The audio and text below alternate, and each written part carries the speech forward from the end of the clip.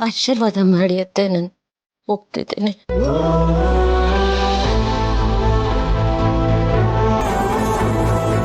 ನಾನು ಹೋಗ್ತಿದ್ದೀನಿ.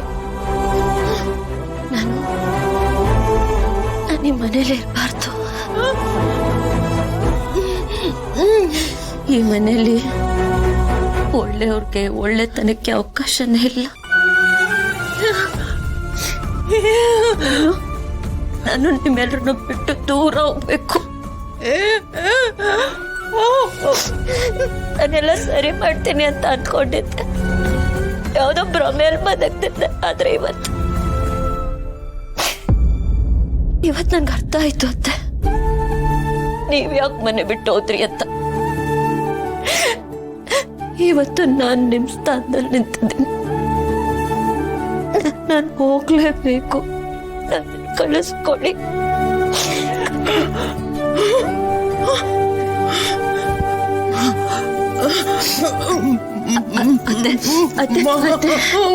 ಅತ್ತೆ ನೋಡಿ, ಎಲ್ರು ಚೆನ್ನಾಗಿರ್ಬೇಕು ಅಂತ ತಾನೇ ನೀವು ಮನೆ ಬಿಟ್ಟು ಹೋಗಿದ್ದು. ನೀವೆಲ್ರೂ ಚೆನ್ನಾಗಿರ್ಬೇಕು, ನೆಮ್ಮದಿಯಾಗಿರ್ಬೇಕು, ನಾನು ಅದನ್ನೇ ಬಯಸಿದ್ದು. ಇಷ್ಟ ದಿನ ಅದಕ್ಕೆ ಹೋರಾಡಿದ್ದು. ನಾನು ನಿಮ್ಗಳ ಜೊತೆ ಇದ್ರೆ ಹಾಗಾಗಲ್ಲ. ನಿಮ್ಗಳಿಗೆ ತುಂಬಾ ತೊಂದರೆ ಆಗ್ಬಿಡುತ್ತೆ. ನಾನು ಹೋಗ್ಬೇಕು, ನಾನು ಹೋಗ್ಬೇಕು.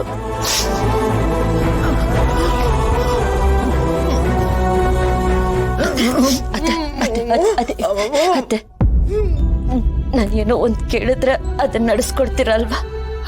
ನಡೆಸ್ಕೊಡ್ತೀರಲ್ವ? ನಿಮಗ್ ನನ್ ಮೇಲೆ ಆಣೆ, ಈ ವಿಷಯ ಗೌತಮ್ಗೆ ಯಾವತ್ತೂ ಗೊತ್ತಾಗಬಾರ್ದು. ಯಾವುದೇ ಕಾರಣಕ್ಕೂ ಗೌತಮ್ಗೆ ವಿಷಯ ಗೊತ್ತಾಗಬಾರ್ದು. ನೋಡಿ, ನೀವು ಆಣೆ ಮಾಡಿದ್ದೀರಾ, ನೀವ್ ಹೇಳಲ್ಲ. ಪ್ಲೀಸ್, ನಾನು ಹೋಗ್ಬೇಕು.